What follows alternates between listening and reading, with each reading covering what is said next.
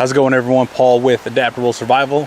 In today's episode, let's discuss what we need to prioritize to stay alive when we find ourselves in an emergency.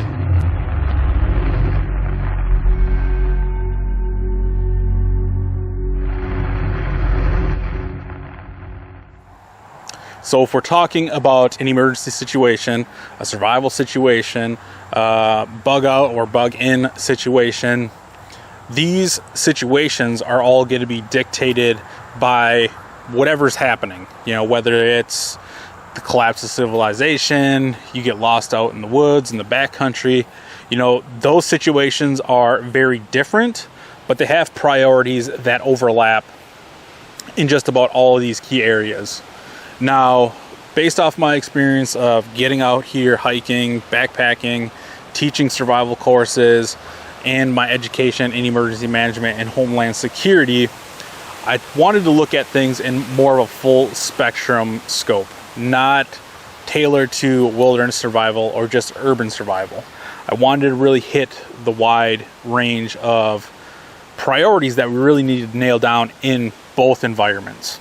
Now, these are all going to vary based off whatever situation you find yourself in. But in a second here, I'm going to zoom in the board so we can get a little bit closer look at things and start breaking everything down. But just so you understand where I'm coming at with these priorities, because you can go pick up any survival book or look up survival priorities and you're going to find probably 100 different variations. Right or wrong, that's up to your determination. These are just what I feel are the most broadly encompassing priorities for those emergency situations. So now that we got a little bit closer look at the board itself, these are the 9 areas that I found that our priorities are going to break down in those emergency situations, both wilderness and urban. Now, you may be wondering why they're color-coded. I have 4 in red and 5 in blue. So let's talk about that a little bit. So these 4 that I have highlighted in red are your mindset, first aid, hydration or water, and shelter. Now, dictating off of just our bodily needs, our mindset in a certain emergency situation, these 4 are going to be constant, whether that's wilderness or urban. These are needs that are going to have to be met. Now, we're going to dive into each one of these, so we're not going to get into that here, but just know that these 4 are going to be constant in whatever environment you find yourself in, whatever situation you find yourself in. These 5 in the blue are the ones that are going to vary significantly. Like I said, we will dive into each one of these, but you don't necessarily need to hit every single one of these to stay alive or be rescued or get from point A to point B. These will all vary. Now, some of these will find themselves over in the red, but that's dictated on the situation, on the environment, on the time of year, where you find yourself in the world, those sorts of things. So let's talk about mindset. Now, if you dig around enough and kind of learn about different training methodologies, one of the old sayings you will hear is you will fall to the level of your training. Now, something I would add to that personally is you're going to fall to your level of training, but also your level of experience. Think of someone who's a brand new backpacker, never camped out in their lives, going on their very first trip. Let's say that they're solo. If they get off trail or get turned around a little bit, that's going to be extremely overwhelming for them, even if they've had training prior to heading out there. Let's say they learned how to use a map and compass in a classroom, but never were actually out in the field or camped by themselves. You know, that exposure to really the unknown is going to really jack them up mentally. Now, let's think about experience for a second here.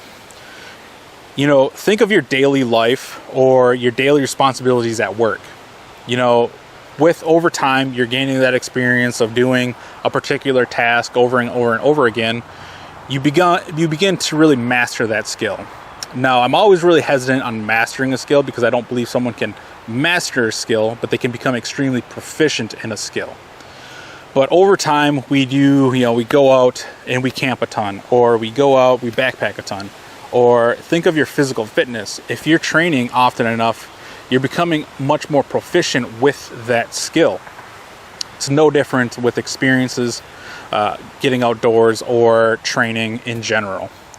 With training being said, the importance of being trained or going to get training is not only are you learning valuable skill sets that you can apply to daily life and when you're out doing, backpacking trips or just camping on the weekends, but you also get the added benefit of being under the eye of someone who's more experienced or has more experience than you to coach you along up in those skills.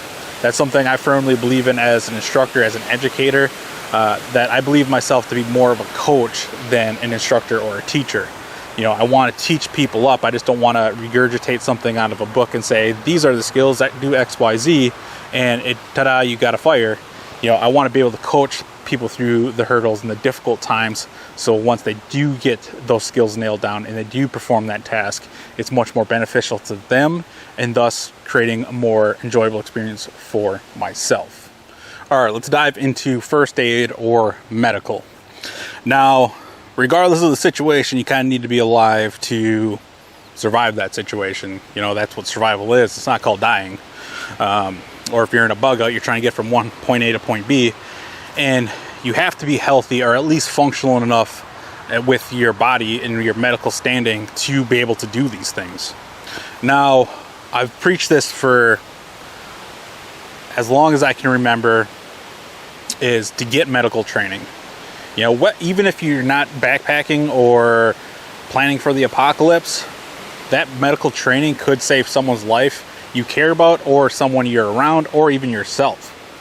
Now, a good starting point I usually recommend just about everyone to do is basic first aid, CPR, as well as Stop the Bleed. Stop the Bleed is free. You just got to look on their site and you can find the training. Basic CPR or basic first aid CPR, you can get that from the Red Cross and tons of other organizations fairly cheaply.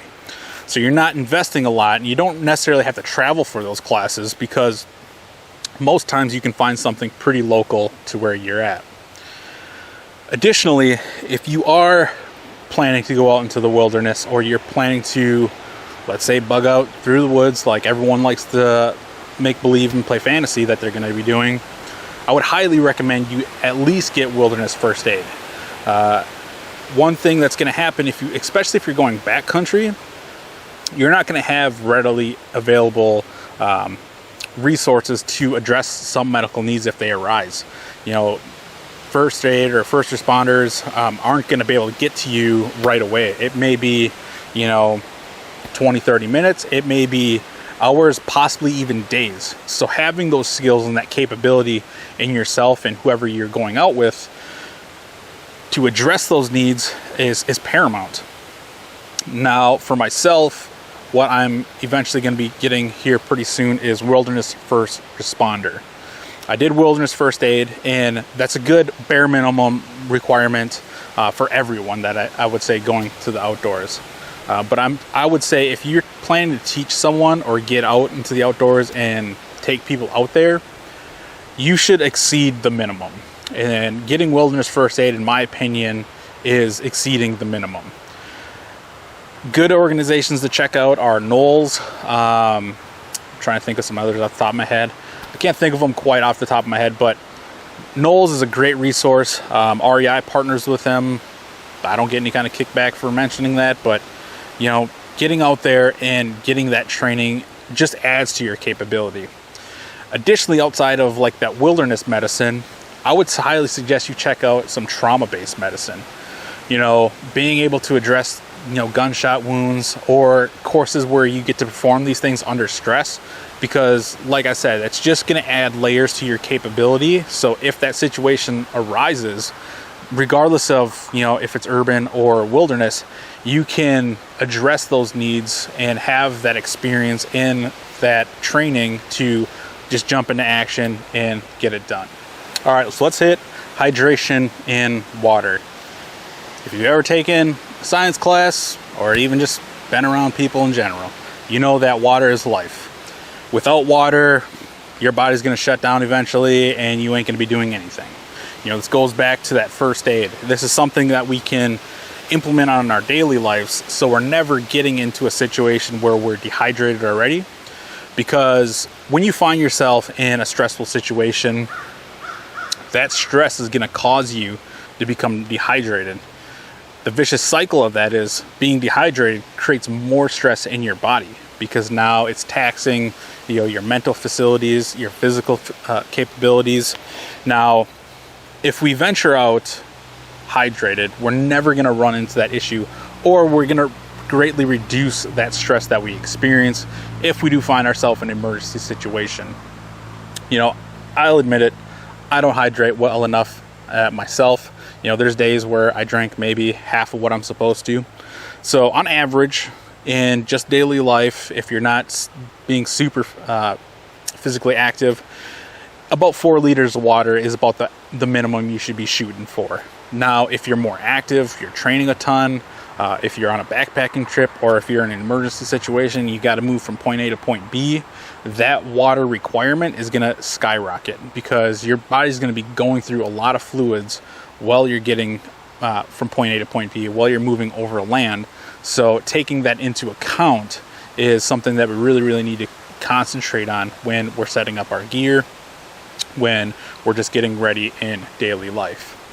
Something also with hydration is you want to have some electrolytes in your kit and drink them on your daily life, to be honest. But a good rule of thumb is you want to drink 1 liter of electrolytes to every 2 liters of water, or vice versa, however you want to look at it. I mixed up how I wanted to say that, but whatever, you get the point.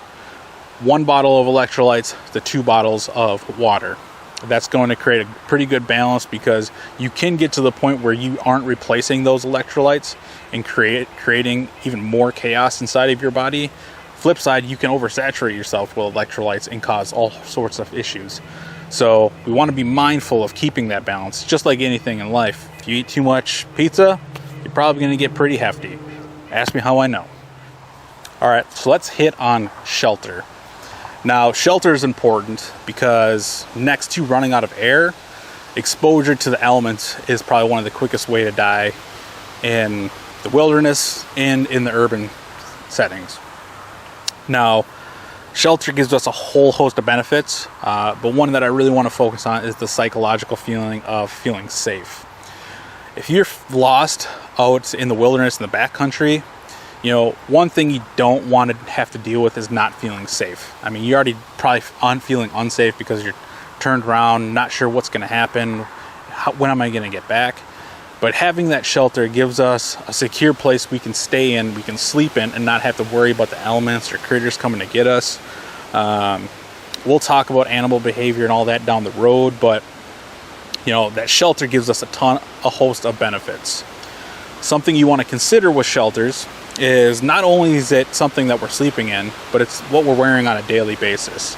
It's beginning of middle of August here, and right now I think it's about 80 degrees outside. For me, that's like perfect temperature. So I just have a cotton t-shirt on. I have my Duluth quickly drying pants. So I'm not too considered with having a ton of insulation in these warm months. Now, when it's the middle of winter and it's like below 0, then I want tons of insulation, because that's going to keep me warm, keep me comfortable, and at the end of the day, keep me alive. But it's something you want to keep in mind when it comes to shelters. It's something to sleep in. So our tent, our house, something to sleep under, our sleeping bag, our comforter on our top of our bed, something to sleep on, our sleeping pad, our bed, our mattress at home that battles conduction and a whole host of heat loss mechanisms. That insulation, so I spoke about that, and we'll dive into this topic more down the road, but it really comes down to 2 types, natural and man-made. So think wool and permaloft. Those are 2 good examples there. And then airflow. This is something we'll talk about here a little bit more in depth. But airflow is important to have in your shelter. If you ever gone into a bedroom and sat in there for a while, it's probably gotten hot and stuffy if there's no airflow. The same thing can happen when we're in a tent, we're out camping. If we completely seal that thing in, it's going to get hot and stuffy in there, get a little uncomfortable. I've slept in plenty of tents where I woke up in the morning and there's condensation all over the wall. The way we can combat that is having some airflow. So it's important to have airflow, but based on what time of the year dictates how much airflow we want. So let's hop into the priorities that can really change based on the scenario. Number one, fire. So fire may or may not be needed in every situation. You know, middle of winter, when it's freezing cold outside, a fire is almost a guarantee that I'm starting. The middle of July, when it's like 110 outside, probably not going to want to be sitting around fire the majority of the day. But if it cools off at night, I am going to want a fire. So the need for fire is really going to be dictated by whatever situation you find yourself in. If you don't have a water filter and you need to boil all of your water, got to get a fire started. If I'm on a camping trip with the family and I want to cook something up over the fire, got to get a fire started. If I want to create resources to create additional fires, number one, I got to get a fire started. So depending on where you're at in the situation, obviously in an urban setting, you probably might not want to start a fire if you're trying to get from point A to point B or stranded somewhere. But some sort of heating source is what you're going to want. Now, additionally, those resources we talked about, you know, that benefits that fire gives us, you know, whether it's cooking, boiling water, creating additional fire resources, learning how to efficiently and effectively start a fire is probably one of the greatest skills you can ever learn. Think of the person that pulls out the past week's newspapers and all the cardboard that's in the house to start a fire. Now, if you don't have all the right resources to start a fire, you may have to resort to that or using some sort of accelerant. But let's speaking for the wilderness situation, we can collect enough smaller material to get our fire started and then continually build off of that.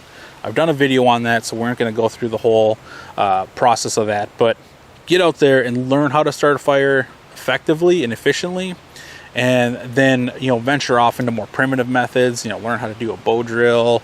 There's a hand drill, the pump drill. I mean, there's whole hosts of skills when it comes to fire that you can learn, but start off learning the basic stuff to just get that fire going efficiently and effectively. So if the situation arises where you need it, you can do it like that. All right, so moving down the list, let's hit navigation. Now, in my own opinion, this is probably the most important skill you can learn, other than getting some training for these other areas. Navigation can mean a completely different outlook for your time outdoors. Even navigating a city can completely change for you. When I travel, I usually do a lot of the navigation for the group I'm with or whoever I'm with, because I'm so handy at understanding where we're at in the city, what's going to be the most efficient way, how to navigate around some of the cruddier spots of town, so we're not, you know, stuck in traffic. We can do kind of little shortcuts if we're familiar with the city we find ourselves in. The outdoors is no different. Becoming, you know, aware of where you're going to be at and understanding that is, you know, a whole topic in of itself. But learning how to navigate, you know, one thing I like to say is if you always know where you are, you can never be lost. If you've ever been a student of mine, you know that that's one area that I excel in teaching in, and that I just excel in general, is navigation. It's probably my favorite thing to teach, in all honesty, because, you know, once that light bulb clicks for people and they get it, it completely changes how they feel about navigating. So start off learning just how to use a compass. Shoot a straight line, walk that to point A to point B, and then further develop those skills all the way to primitive methods using, you know, a sun compass or navigating by what nature tells you. I mean, just like fire, navigation, I mean, all these skills that we learn, you could spend an entire lifetime trying to learn them all, and you never will. And for me, that's what's fun about all of this, is because I can get really proficient with basic and the skills that I feel are most necessary, and then I can venture off to the things that I like, that I find interest in, and really continue to develop my skills. But navigation, for me, if you're spending any time outdoors or you travel a lot, is probably one of the most key skills that you can learn and work towards mastering or in becoming extremely proficient with. All right, so let's talk comms and signaling. For me, these are pretty much one and the same because you're trying to communicate to someone else. Now, let's talk about comms first. This can be as something as simple and easily accessible as a smartphone. We all carry one, we all have one, usually on our person, if not pretty close and handy.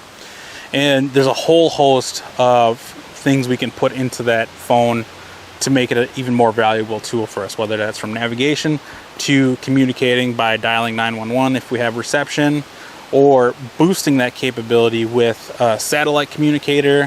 Think of your Garmin InReaches, your Zoleo, and then the Motorola Defy that just came out. I'm not entirely familiar with that one quite yet, but we will dive into that probably in a video down the road. Additionally, with comms, we can think about getting a radio license, whether that's ham or any other the host of different radios out there.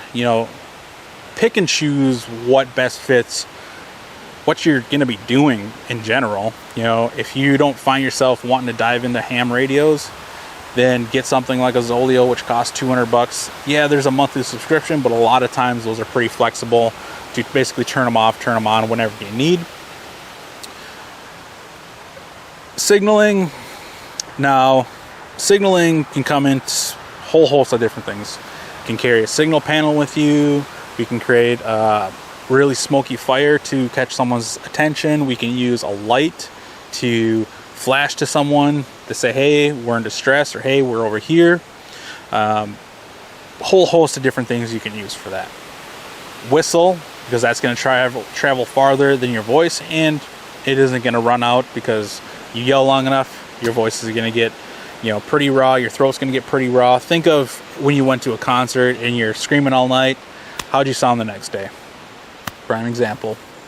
So comms and signaling, like I said, for me, it's one and the same because you're trying to communicate to someone else. Find whatever tools in this category best fit what you're interested in, what you're going to be doing, and really what you want to learn, because it can give you a ton of capabilities, but you don't want to be without. All right, let's hit protection.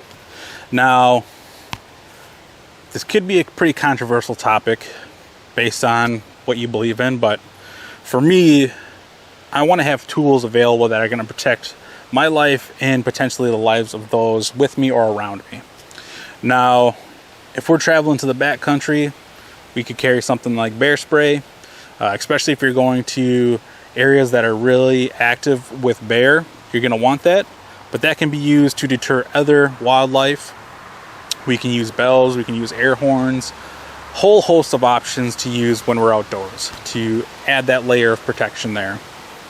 Now, here in the United States, we have the right to bear arms. So if you choose to exercise that right and carry, understand that there are responsibilities that come with that, both legal and ethical, but prepare yourself if you ever have to use that tool to protect yourself or protect someone else's life in a life or death situation. You don't want to just, be out there willy-nilly with that. Take that thing seriously and understand the responsibilities that come with getting that tool. It's not like buying a knife and going out and carving something. That tool is really designed for pretty much one thing: keeping you alive or keeping someone not alive. So determine what level of protection you feel comfortable with. Now, I always, encourage people to at least understand firearms and, what all comes with that. But if you choose not to carry one, that's perfectly fine. There's alternatives to use, and use those alternatives that you're most comfortable with to ensure your protection and those around you when you're in an emergency situation, both wilderness and urban. All right, let's hit the last priority for today is food. Now, some people will be like, I need to have food every single day or else I ain't going to make it. Honest truth is, you're not going to starve after a day or two. That won't kill you. One of the things you'll hear is the rule of 3, and it's a good thing to understand and know. But 3 weeks without food would be absolute hell. Now, throughout my training, there's been periods where I've gone 2, maybe 3 days with minimal or no food.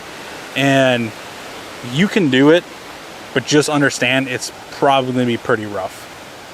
You know, your mental facilities and your physical capabilities are going to greatly decline pretty quickly without those calories, because after that first day, maybe 2 days after your body's burned off any stored glucose in your body, it's going to try and switch over to burning fat and protein and whatever other resources that the body has to keep it fueled.